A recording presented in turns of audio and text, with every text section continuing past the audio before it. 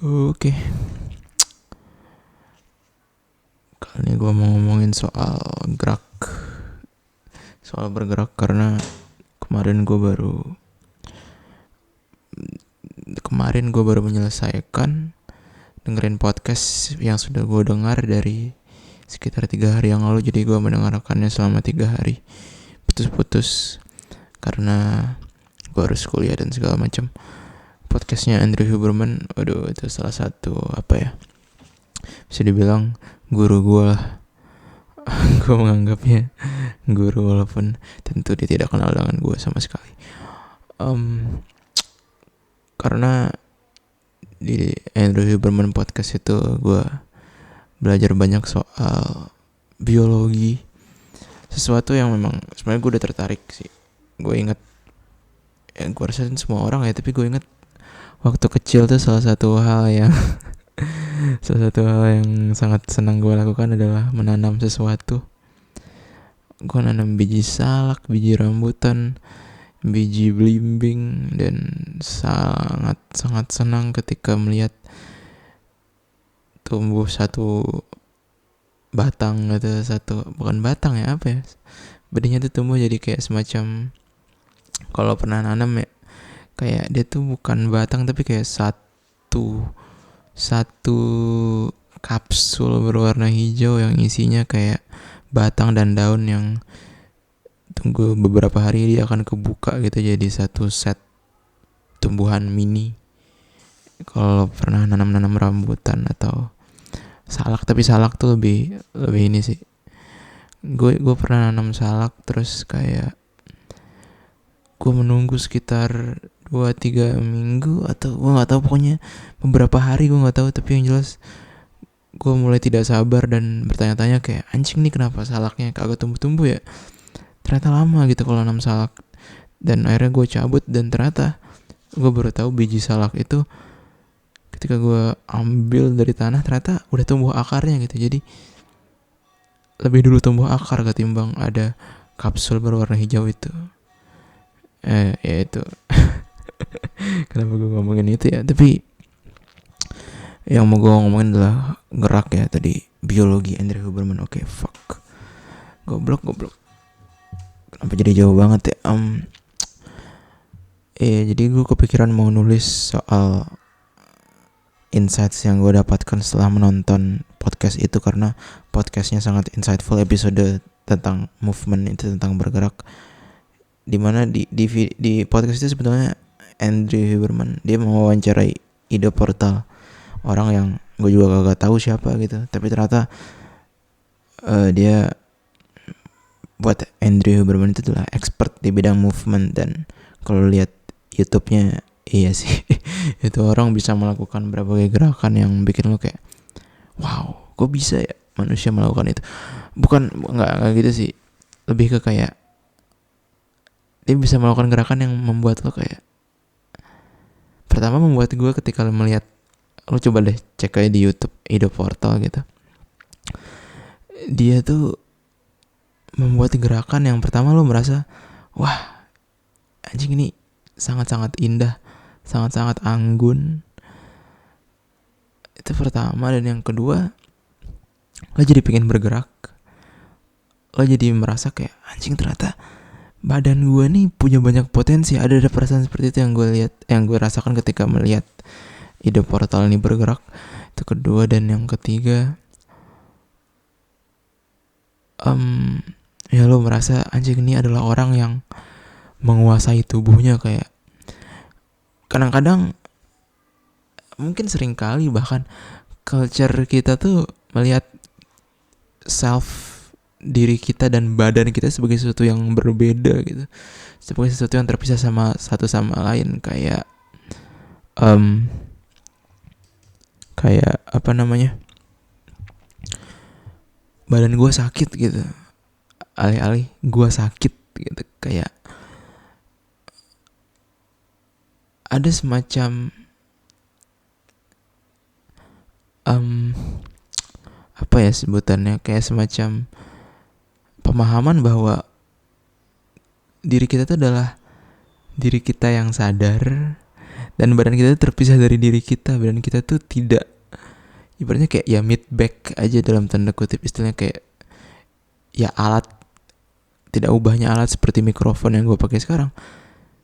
Dia bukan bagian dari diri gue gitu, dia cuman alat yang gue gunakan. Dan ketika gue melihat Aido Portal, gue merasa kayak anjing nih orang yang menyatu dengan badannya gitu, orang yang badannya adalah dia, orang yang punya complete control. Mungkin complete control adalah istilah yang salah ya, kayak nggak ada yang punya complete control terhadap badan, tapi kayak dia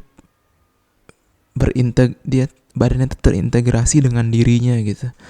Dan itu yang membuat gue rasa 3 hal itu yang membuat ketika gue melihat dia bergerak tuh sangat inspiring gitu. Dan ketika gue mendengar dia berbicara soal filosofinya soal gerakan di podcast Andrew Huberman yang 2,5 jam itu, gue makin terinspirasi lagi. Tapi sebetulnya gue nonton pembicaraan mereka dulu deh. Gue nonton pembicaraan mereka dulu baru akhirnya nonton Aido Portalnya melakukan praktek gerakan dia yang aneh tapi indah gitu. Lo coba lihat aja. Jadi itu soal Aido Portal yang gue juga nggak tahu dia backgroundnya apa, gue nggak tahu. Gue tahu dia berlatih capoeira, tapi gue nggak tahu kayak apa dia scientist, apakah dia basically cuman manusia aja yang tidak punya background profesional apapun. Gue tidak tahu, cuman itu ketika lo melihat gerakan dan ketika lo melihat caranya menjelaskan gerakannya, gue terinspirasi. Dan gue jadi pingin menulis soal itu, karena bukan soal Aido Portalnya sih, tapi soal ada pemahaman baru yang gue dapat setelah terekspos dengan Aido Portal ini, bahwa ternyata bergerak itu adalah seni gitu. Bukan kadang-kadang kita tuh suka makna seni itu, gue rasa suka kayak jadi semacam apa ya, semacam jadi kayak banal aja ketika semua orang bilang berbicara adalah seni, menulis adalah seni, atau hidup adalah seni. Yang benar menurut gue iya, cuman jadi kayak pepesan kosong aja kayak. Tapi apa istilah-istilah yang disebutkan cuman supaya terlihat keren, tapi you never really thought deeply about that things. Jadi kayak pepesan kosong aja. Cuman mungkin yang gue bilang juga pepesan kosong, cuman yang jelas itu sih yang gue rasa yang bisa merangkum insights yang gue dapat itu adalah itu. Gue baru sadar bahwa ternyata bergerak itu adalah seni gitu. Artinya bergerak itu adalah proses kreatif. Bergerak bukan hanya proses kreatif, cuman ternyata bergerak itu salah satunya adalah proses kreatif, dalam artian ada banyak sekali kemungkinan yang bisa lo lakukan dengan tubuh lo gitu, yang bukan cuman kemungkinan itu bukan cuman kayak sekedar gue bisa gerakin tangan gue dengan cara begini dan begitu loh. Bukan sekedar bergerak yang sekedar karena gue bisa bukan bergerak yang sekadar apa ya, yang sekadar gue bisa bikin tangan gue berbentuk L nih, terus apa signifikansinya. Bukan bergerak yang insignifikan gitu, tapi bergerak yang signifikan, yang ketika lo bergerak actually ternyata emosi lo bisa berubah, ternyata pemahaman lo terhadap tubuh lo bisa berubah, apresiasi lo terhadap tubuh lo bisa berubah ke arah yang lebih baik.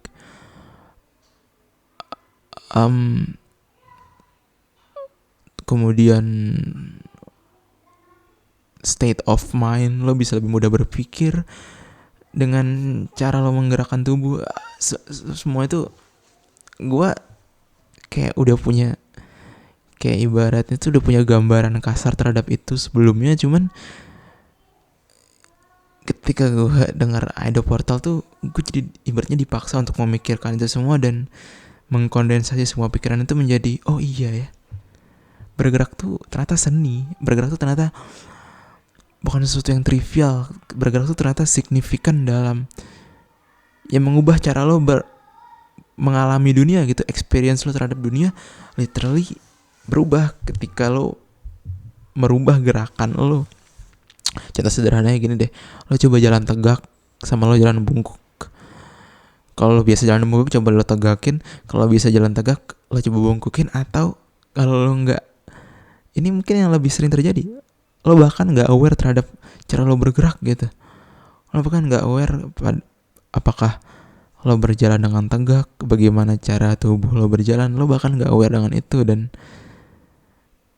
itu tadi, kalau lo aware, lo akan sadar bahwa anjing, ternyata bahkan dalam satu gerakan berjalannya ada near infinite possibility of tweaking it supaya jadi sesuatu yang entah mengasihkan, entah eksploratif, entah mengubah perasaan lo terhadap diri lo dan keadaan sekitar lo. Ada banyak kemungkinan dalam gerakan gitu, dalam gerakan yang sederhana kayak jalan, kayak cara lo berdiri, kayak cara lo menggerakkan tangan lo untuk membuat gesture, kayak cara lo menggerakkan kepala lo untuk mencari-cari untuk mengubah sudut pandang lo, apakah mau dibikin lebih luas atau dipersempit dalam suatu fokus yang lebih sempit gitu. Ada banyak sekali kemungkinan gerakan gitu. Dan itu tadi, ternyata konklusinya adalah lo bisa membuat semacam karya seni dalam tanda kutip mungkin. Karya seni dalam artian ibarat kanvas, tubuh lo tuh ibarat kanvas dan gerakannya ibarat palet gitu, kayak palet warna. Ada banyak sekali kemungkinan yang bisa lo lakukan gitu untuk menghasilkan lukisan, untuk menghasilkan pengalaman yang lebih baik gitu, yang lebih menarik dalam kehidupan sehari-hari. Itu yang gue sadari, dan ini ide kasar gue sih yang mau coba untuk gue eksplorasi lagi, mau coba gue pikirin, mau coba gue tulis. Karena ternyata itu tadi, ternyata gerakan cuman bukan sekedar bergerak. Dan ada banyak, mungkin step pertama adalah aware sih tadi. Kayak lo mesti aware dulu, kayak anjing gue bergerak, lo itu aware tuh dulu aja. Kayak kalau lo jalan, lo aware dulu aja, kayak anjing nih kok bisa bergerak ya kaki gue, gimana cara dia bergerak, melihat, aware aja gitu. Dan mungkin setelah lo aware, lo bisa mulai kayak, oh kaki gue mungkin bisa gue, langkahnya bisa gue perlambat. Bagaimana kalau gue menggerakkan tangan gue dengan lebih mengayun, bagaimana kalau kepala gue angkat sedikit lebih ke atas, dan segala macam. Dari berjalanannya udah banyak sekali hal yang bisa dieksplorasi gitu. Dan itu menarik. Dan yang gue coba itu sih, gue kebetulan itu, jadi gue kan jalan setiap hari di Mataram. Bukan setiap hari sih, sekitar mungkin 3-4 hari dalam seminggu, karena gue mesti kuliah. Dan itu setelah nonton Idol Portal nih, gue mulai kayak anjing,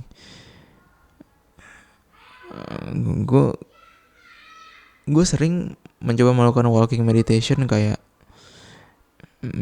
kayak jalan tapi aware sama semua hal yang di sekitar lo. Tapi mulai akhir-akhir ini, beberapa hari terakhir, gue mulai coba untuk mempersempit awareness gue ke gerakan gue gitu. Jadi gue mulai mempersempit awareness gue, kayak gue mulai mau mencoba untuk meneliti,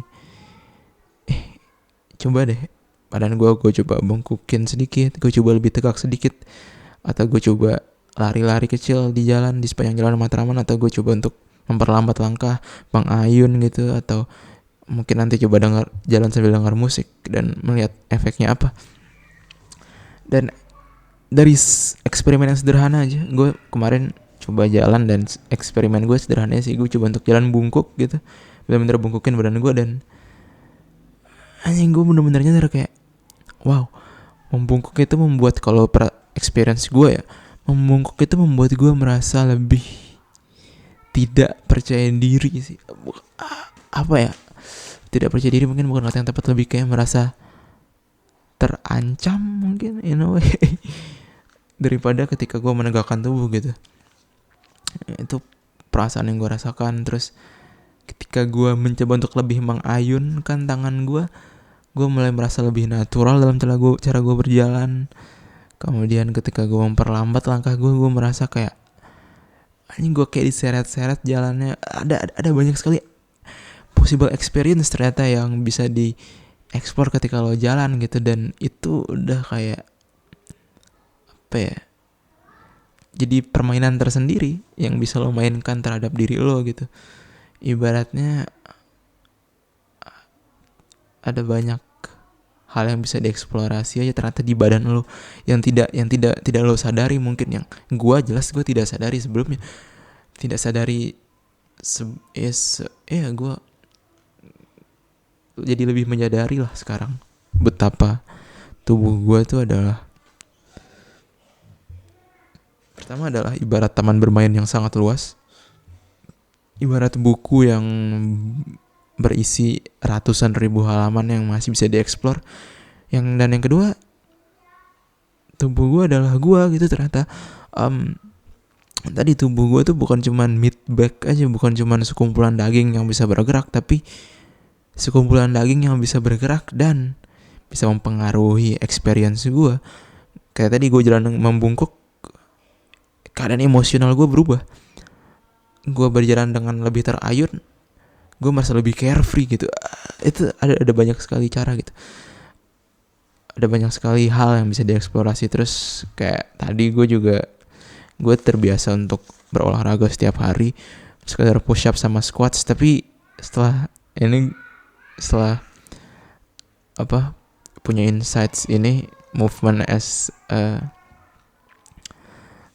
creative act, gue mulai kayak melakukan gerakan-gerakan yang agak aneh. Gue mulai coba kayak explore aja gitu, kayak gimana kalau gue exercise gue cuman kayak melompat sejauh mungkin gitu, atau kayak jalan tapi kaki gue cuma boleh menapak di tempat-tempat titik-titik tertentu. Terus gue coba untuk kayak kemarin kebetulan gue biasa olahraga di lantai 2 di rumah gue, ada pipa. Gue coba untuk kayak gimana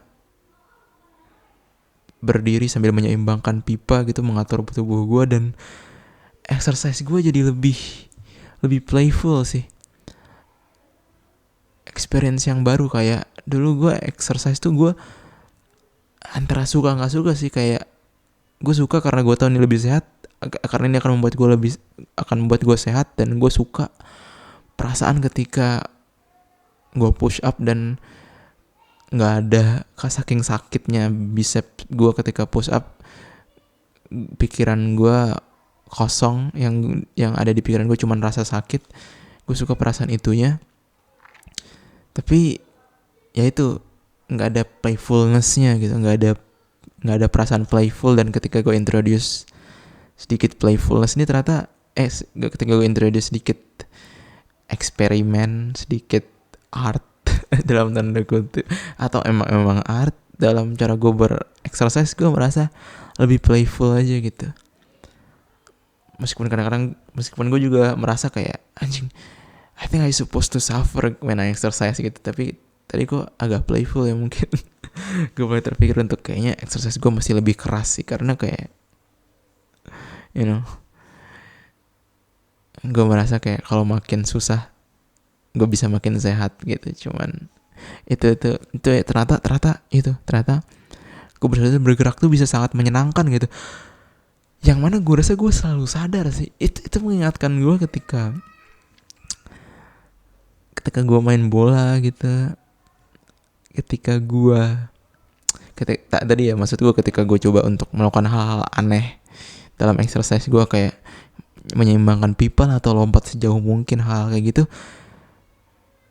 Ternyata ada perasaan yang sama ketika gue lagi main bola, lagi main futsal, atau ketika kecil gue suka main dulu namanya dengklek. Gue nggak tahu istilahnya apa kalau orang di Jakarta, tapi kalau di Lombok dengklek namanya. Atau ketika gue main petak umpet, atau ketika gue ketika gue main dulu namanya main benteng. Intinya ketika gue memainkan olahraga atau permainan yang membutuhkan bergerak, ada perasaan senang yang apa ya, perasaan senang yang unik gitu, yang cuman bisa lo dapetin ketika lo main bola atau main basket atau lo main benteng. Ketika lo ada perasaan senang yang unik yang hanya bisa gue akses ketika gue melakukan suatu olahraga yang playful gitu, seperti main bola yang nggak cuma sekedar lari, tapi lo lari dengan cara tertentu gitu. Lo menyesuaikan lari lo menyesuaikan cara lo menggerakkan kaki, lo menyesuaikan cara lo menendang gitu-gitu. Ada creative act-nya gitu, dan gue merasakan itu ketika exercise tadi. Dan gue mulai sadar kalau iya ya, ternyata gak cuma dalam main lo tuh bisa kreatif dalam gerakan lo, bukan cuma pas main bola. Karena pas main bola jelas ya, main bola lo ada banyak sekali kemungkinan gerakan, tapi juga pas ketika lo melakukan jogging biasa pun ada banyak sekali gerakan kreatif yang bisa lo lakukan gitu. Jadi lo bisa, tangan lo mungkin lo bisa masukin kantong, atau mungkin postur tubuh lo lebih tegak gitu daripada bungkuk ketika lo lari. Lo bisa memperlambat pace lo bisa, ada banyak playfulness yang sebelumnya tidak gue coba untuk explore gitu. Dan tadi ternyata banyak sekali yang bisa dieksplor. Ternyata kalau lo jalan tuh lo bisa, lo gak cuman jalan doang, lo jalan dengan cara tertentu, dan caranya itu bisa lo tweak, bisa lo ubah dengan sangat beragam cara, dan sangat seru sih. Ini mungkin tips yang bagus juga kalau lo merasa bosen dengan anjing malas banget olahraga. Kadang-kadang yang membuat olahraga tuh malesin bukan karena capeknya sih, kadang-kadang karena bosennya aja.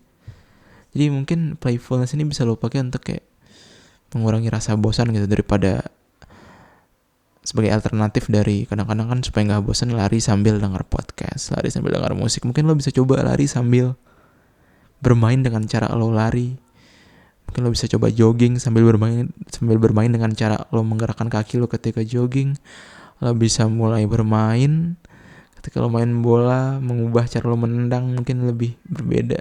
Ada banyak ternyata yang bisa dieksplorasi dari hal sesimpel menggerakkan tangan atau kaki atau jari-jari tangan. Ada banyak sekali hal, dan itu sih yang ternyata ternyata baru gue sadari dan ingin sekali gue explore lebih lanjut.